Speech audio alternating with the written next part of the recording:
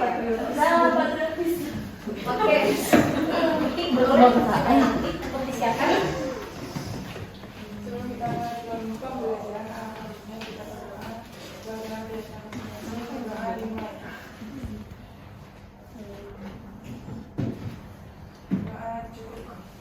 terima kasih Muti. Oke anak-anak, sebelum kita mulai pembelajaran kita hari ini, tadi siapa yang tidak masuk hari ini? Ryan Bu Sakti. Ryan, hanya Ryan saja. Izin Bu, izin. Oke. Seperti biasa ya, untuk pembelajaran itu untuk absensinya gampang itu jadi nanti kalian harus absensi melalui Google Form yang sudah di-share di Google Form ya.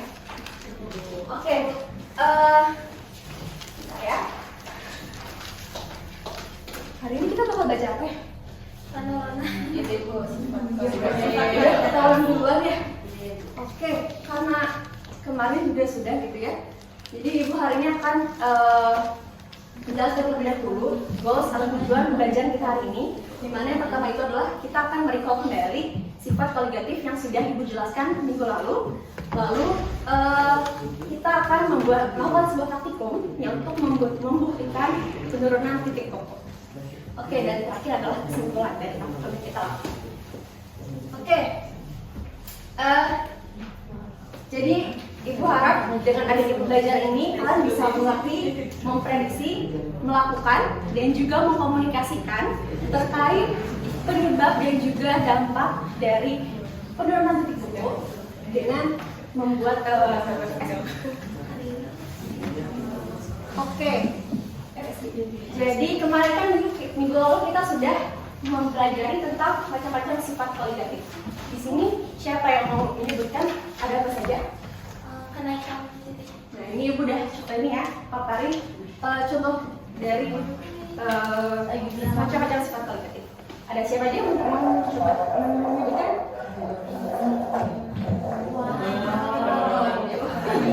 Betul, Nakra, pintar. Ini apa? Dengan penambahan zat. Nah, selanjutnya tekanan osmosis yang betul. Pintar ya. Oke, selanjutnya. Jadi kesimpulannya, what are colligative properties? Sifat koligatif itu apa sih? Siapa yang mau coba menjawab? Yo, kemarin sudah dipelajari berkali-kali loh. Sifat koligatif kalau sifat seperti apa?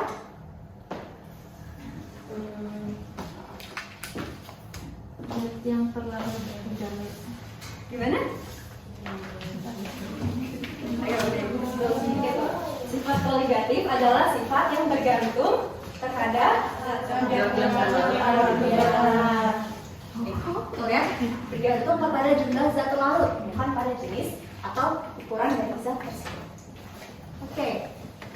Nah, selanjutnya di sini siapa yang pernah mencoba makan atau minum es putar? Pernah belum? Semuanya ya, hampir semuanya ya.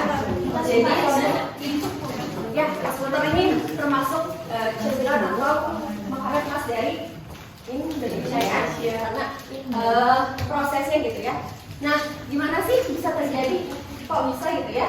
Seorang pedagang dari pedagang yang menjual es putar itu menjual dagangannya tanpa menggunakan kulkas. Dia nggak bawa kulkas kemana-mana ya, tapi kok bisa esnya tetap gitu? Nah, nggak boleh campur garam. Apanya ini dicampur? Wadahnya. Itu bagus dulu ya. Oh gini deh. Oh ya, sudah jujur. Aduh, ya. Kalian semua ya. Itu jeda.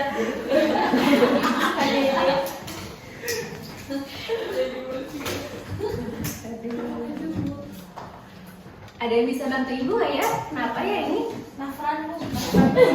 Nafran ya, Ibu. Nafran aku Ibu. Oh iya. Anak lo. Oh, sudah. Kan baru aja ya. Oke. Belum sudah mana ya? Oke, sampai sini ya. Nah, ini ada gambar dari es putar. Makasih ya, Nafran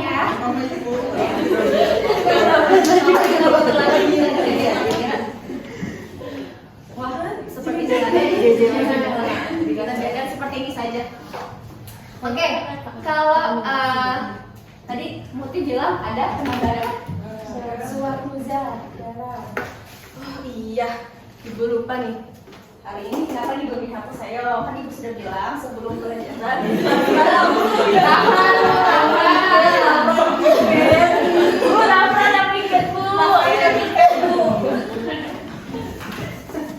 Jadi kenapa pedagang tersebut menambahkan zat ya? Menambahkan suatu zat atau garam tadi mungkin yang kata putih. Kenapa ya? Ada yang tahu nggak kira-kira? Ya, boleh. Karena garam itu termasuk elektrolit kuat ibu. Elektrolit kuat. Lalu mengapa harus elektrolit kuat yang ditambahkan? Ada yang tahu kenapa? Ya, kamu jawab kan kenapa? Karena proses kalau elektrolit kuat lemah, kan elektrolit ada 3 macam bu. Ya, bagus. Ada kuat, lemah, dan macam. Ada kuat, lemah, dan non elektrolit. Nah, Betul, itu ya. yang membedakan adalah ion-ion yang terdisosiasi di dalam elemen itu. Betul sekali. Jadi adanya proses pendisosiasian dari elektrolit kuat begitu. Nah, ini adalah macam-macam elektrolit kuat yang sudah dibahas ya sebelumnya bahwa elektrolit terbagi menjadi 3. Oke, ini adalah foto dari proses penambahan garam. Nah, sekarang ibu ingin bertanya, jika pedagang tersebut menambahkan sesuatu ke dalam panci yang digunakan untuk membuat si es putar tersebut adalah bukan garam, tapi misalnya gula atau mungkin tidak ditambahkan sesuatu ke dalamnya, kira-kira akan seperti apa ya?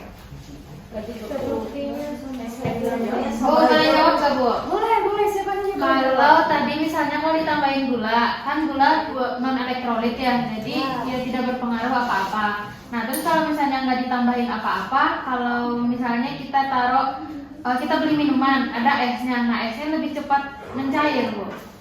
Oke, kita tahu dulu. Ada jawaban lain?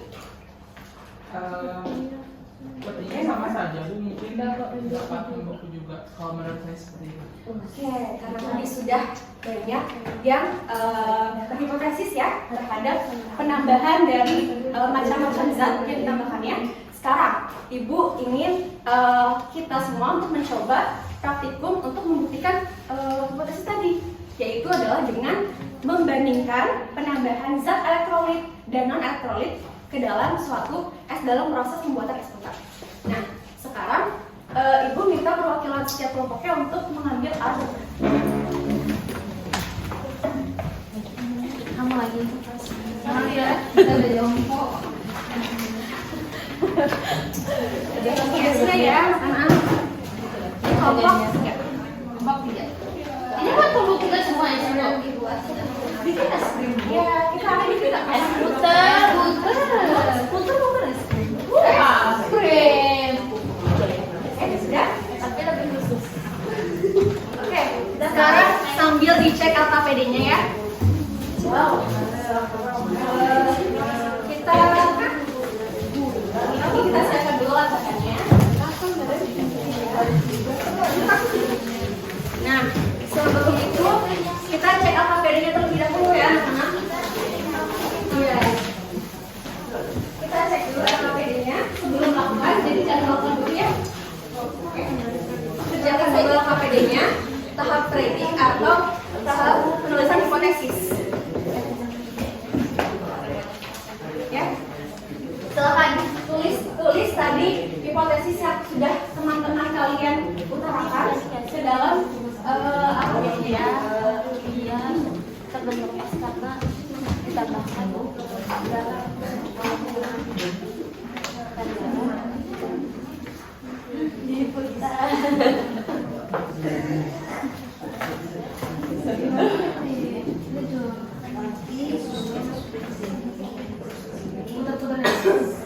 Oke, sudah nulis hipotesisnya?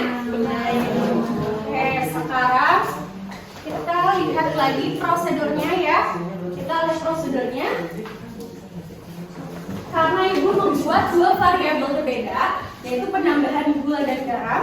Jadi untuk kelompok 1, ibu sarankan untuk melakukan menggunakan penambahan garam dengan jumlah gramnya sebanyak 200. Sedangkan untuk kelompok 3 penambahan garam tapi jumlah gramnya 500 gram. Garam garamnya dari mana? Sorry. Berarti tentukan tapi sudah tidak apa. Berarti kelompok 2 ya. Kelompok 2 yang menggunakan garam yang tapi jumlahnya kita bedakan jadi 500 gram. Oke. Ya. Kamu gak mau ambil. Gimana? Sudah ini? Ya, gimana?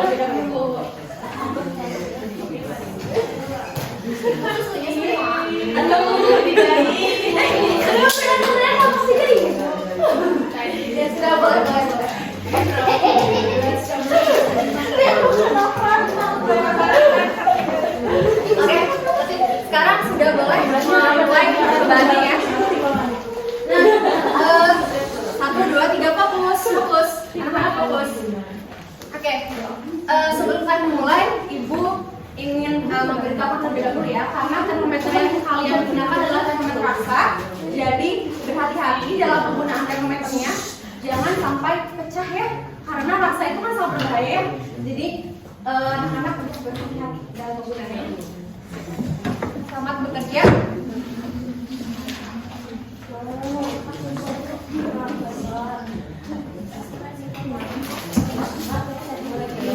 Pertama, menyiapkan alat bahan termometer. Masukkan yang satu ke dalam rasa. Ya, Ya.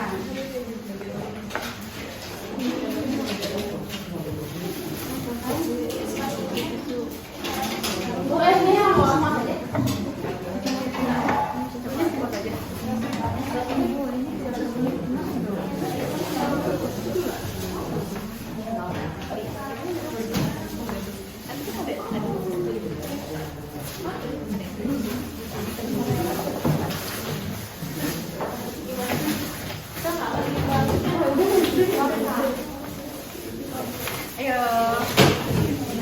Bentuknya rapi ya. Rapi, bersih dan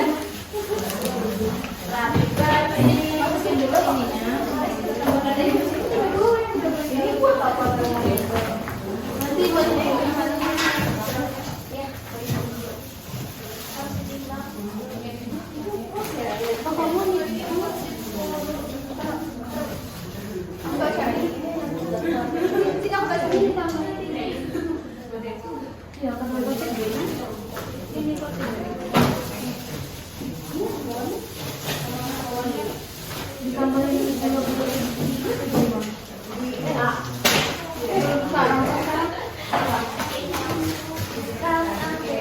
berarti sebelum tambahin gula itu dari Ya.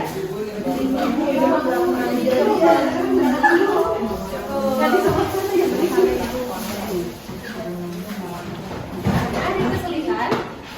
aman itu aman Bu. Esnya bisa terpecah? Bisa. Soalnya tadi kelompoknya tadi esnya terpecah. Saya? Sampai dulu aja sekarang. Semua.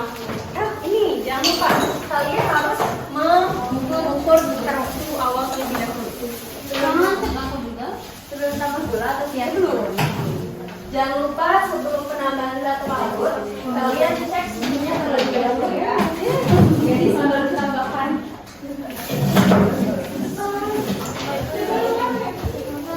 Turun deh, turun. Mana? Ibu sudah menyediakan ini. Dulu. Ceknya pakai ini.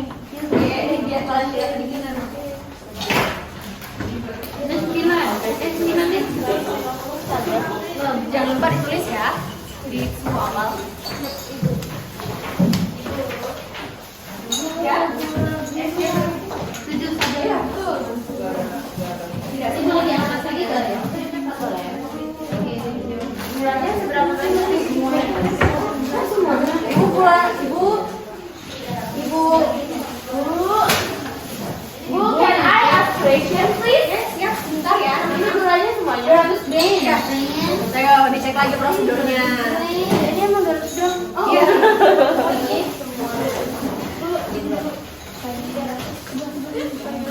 Oh, jangan. Jangan.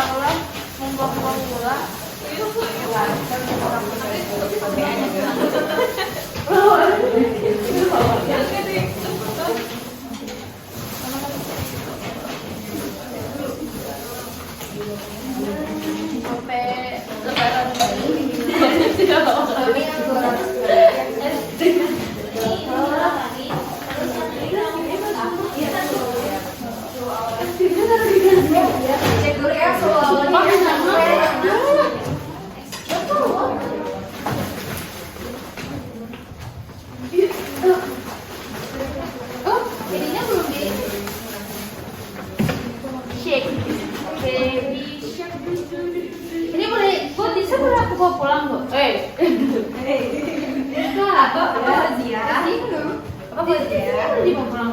Boleh. Buat apa emangnya di rumah? Ya buat itu. Buat tempat Dia gak mau beli tisu. Bu, can I ask questions? Ya. This is for what? This is for determine the weight of gula. Tapi karena kebetulan gulanya nektarnya udah 200, jadi Oh, dikira buat es krim. Enggak tahu es krim itu apa? Nanti kamu masih Sudah mulai. Ibu ini udah seberapa lama? tiga. Nah, ibu tadi sudah nyiapkan mana ya? Ini. Aduh, itu jangan diketopin saja ya kalau gak kedinginan. Oke. Punya ya? Ada yang mau tanya lagi? Harusnya kita bikin dulu ya. Iya, harusnya gitu.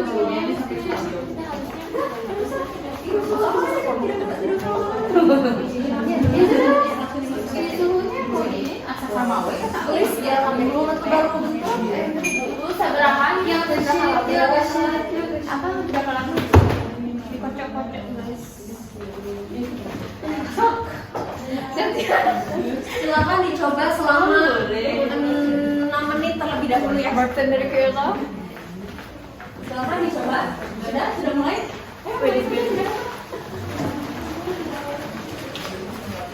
Capek banget kan?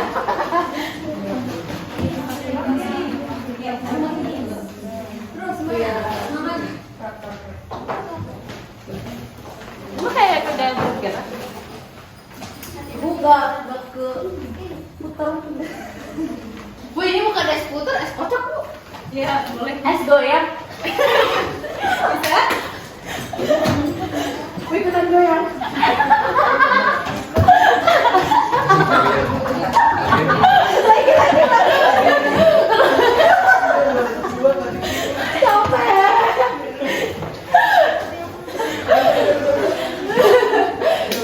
Ini dah, ini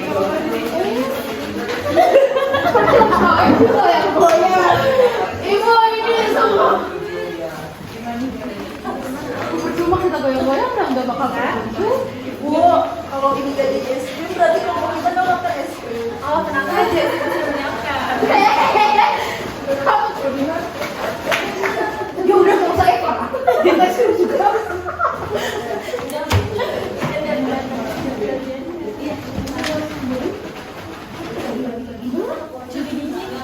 Ya karena dia. Malah jadi bagian harus jangan.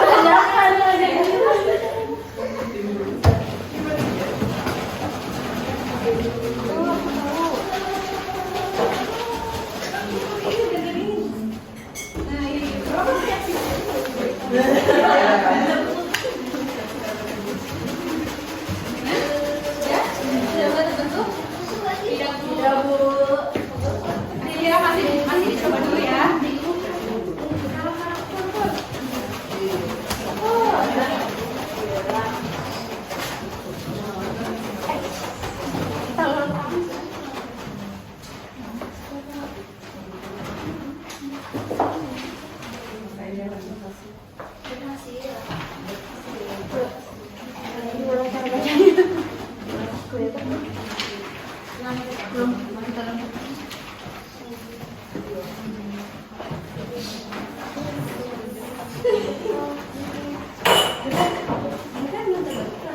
Kenapa kelompok kita beda?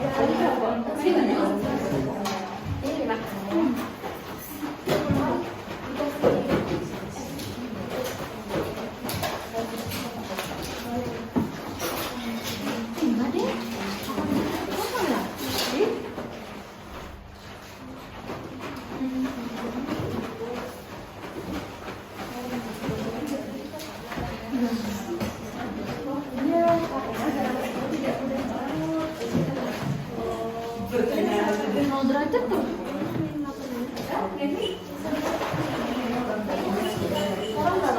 Oh, berarti tadi kita kontan berarti ya? Ini harusnya.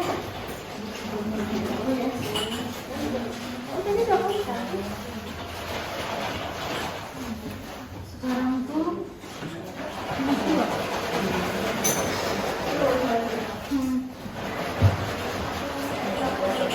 Gimana? Bisa? Ya, dicoba lagi.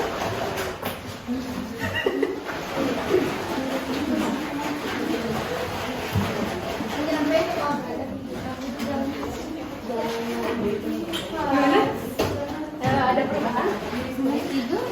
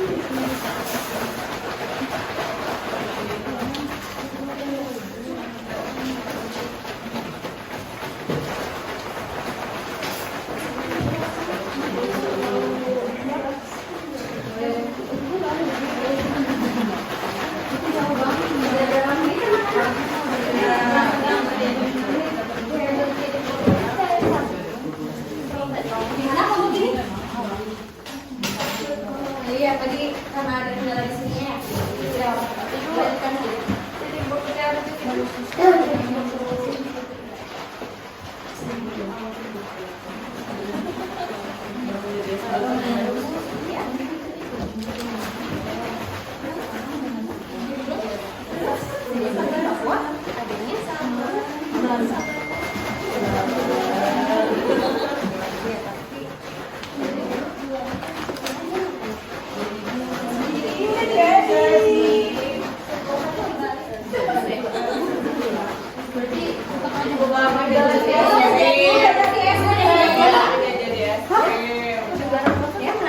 Nanti minta ya.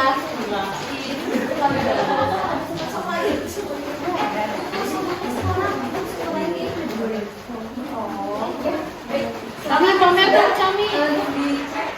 Suhu akhirnya yang di akan dicek ya. Oh, ada berapa?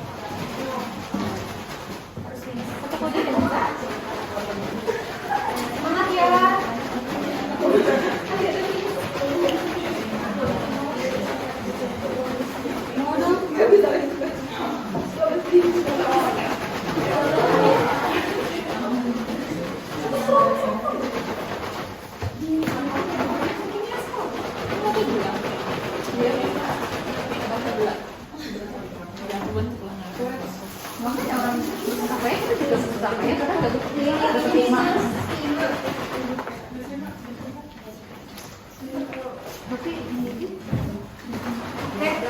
Anak-anak langsung saja dicek suhu akhirnya ya.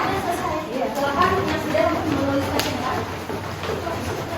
Contoh 1 sudah selesai, contoh 2 bagaimana? Ya sudah. Ini sudah belum?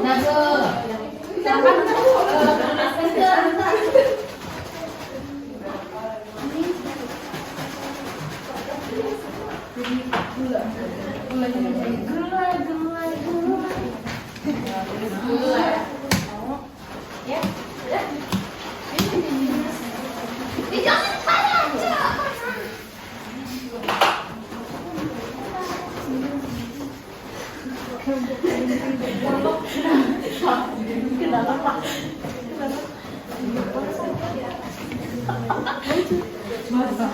Kayak diangkat gini kan, basah ke sono.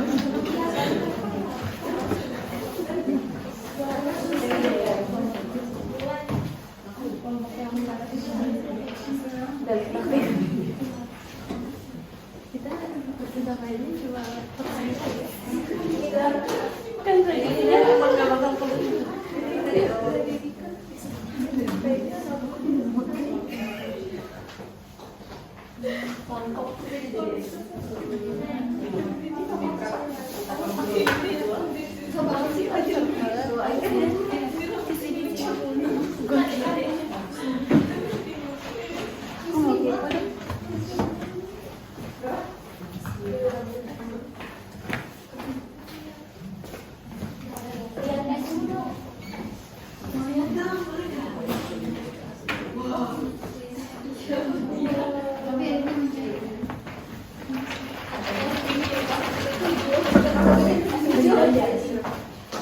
Sudah ya?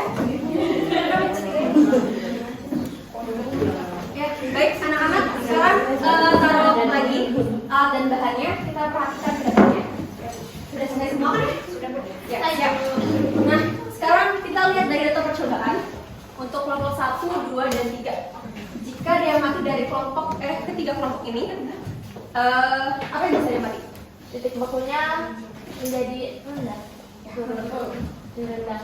Ada yang bisa menjelaskan mengapa ketika ditambahkan zat tersebut menjadi rendah?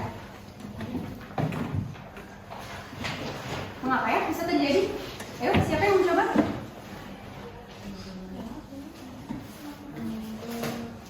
Kenapa bisa terjadi penurunan ketika ditambahkan zat pelarut yang tadi sudah dibedakan? Itu ada gula, lalu garam. Ya, siap. Kenapa ketika ditambahkan garam itu jadi makin turun gitu ya semuanya, mungkin karena penambahan garam itu sepertinya mengganggu interaksi air untuk berubah dari fokus air menjadi masih padat, sehingga pembekuan itu akan terjadi gitu Bu pada suhu yang lebih rendah. Ya, baik, terima kasih atas jawabannya ya. Betul sekali, dengan adanya penambahan zat-zat tersebut sehingga titik di beku tersebut bisa menurun. Nah, tadi sudah disebutkan ya, dengan penambahan garam itu ternyata menjadi sangat turun gitu titik bekunya. Lalu ibu bertanya kenapa dari penambahan garam ini bisa turun, dan garam ini termasuk zat elektrolit apa ya? Kuat, Bu. Karena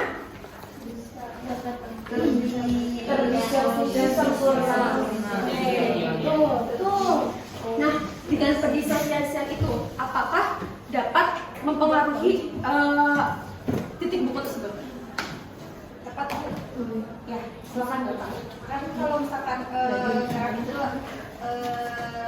senyawa ionik, jadi memiliki sifat elektrolit. Kalau misalkan garamnya ditambahkan ke es, dia itu akan terurai menjadi ion. Jadi misalkan garamnya NaCl, berarti Na+ plus. Ion-ion yang ada di situ itu akan mengganggu gitu proses mempertahankan bentuk padat es itu gitu wujudnya, untuk mempertahankan suhu, mempertahankan agar bentuknya tetap padat, maka suhunya itu akan diturunkan menjadi lebih rendah lagi. Itu kenapa suhu akhirnya menjadi lebih rendah setelah ditambahkan dengan garam. Oke, baik, betul ya. Nah, betul sekali anak-anak, dengan penambahan garam dan gula tersebut akan mempengaruhi titik bekunya begitu. Dan ini juga sesuai dengan buku Proust, di mana penurunan titik beku tersebut berbanding lurus dengan jumlah mol yang ditambahkan kepada zat pelarut tersebut. Oke, baik. Sekarang siapa yang ingin menyimpulkan dari percobaan yang telah dilakukan? Ayo, siapa yang ingin menyimpulkan? Jadi Bu, Iya, silakan. ini kesimpulannya untuk percobaan kita hari ini, jadi adanya penambahan garam tadi pada es batu yang digunakan untuk pembuatan es keker itu akan menurunkan suhu dari titik bekunya itu akan lebih turun gitu.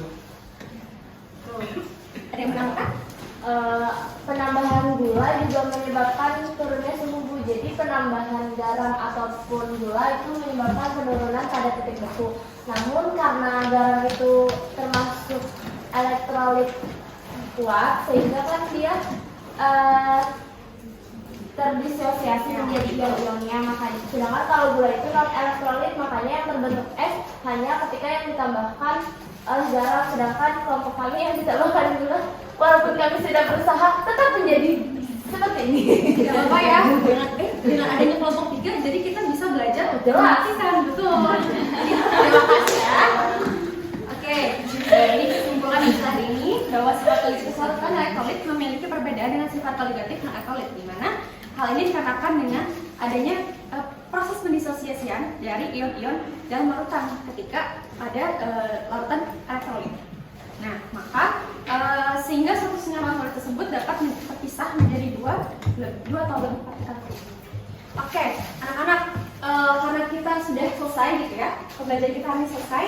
Jadi ibu berharap untuk soal-soal di LKPD segera diselesaikan juga, karena soal LKPD tersebut akan dikumpulkan dan di-scan melalui Google Classroom.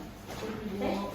Oh iya, ibu juga sudah mencantumkannya di Google Classroom untuk peer assessment dan juga self assessment. Jadi sebelum ini deadline kapan nih? Mau 3 hari? Seminggu. Sebelum pembelajaran. Besok banget lagi kamu.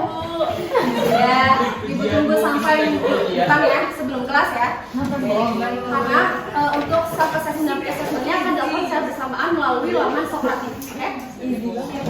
Baik. Karena kita sudah selesai, silakan untuk KA-nya disiapkan kembali. Baik, untuk pembelajaran hari ini hari doa Ya, betul. doa dulu.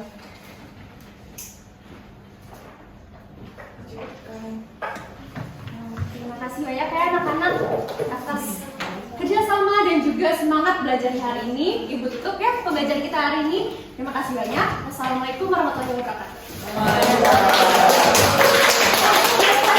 Bentar. Ibu ada pengumuman dari Wakasek, katanya minggu depan itu ada seleksi olimpiade. Jadi ibu berharap yang kalian ada yang ikut ya. Jadi kami lagi. Ibu sampai lupa nih. Minggu depan kita belajar apa ya? Belajar ini. Kan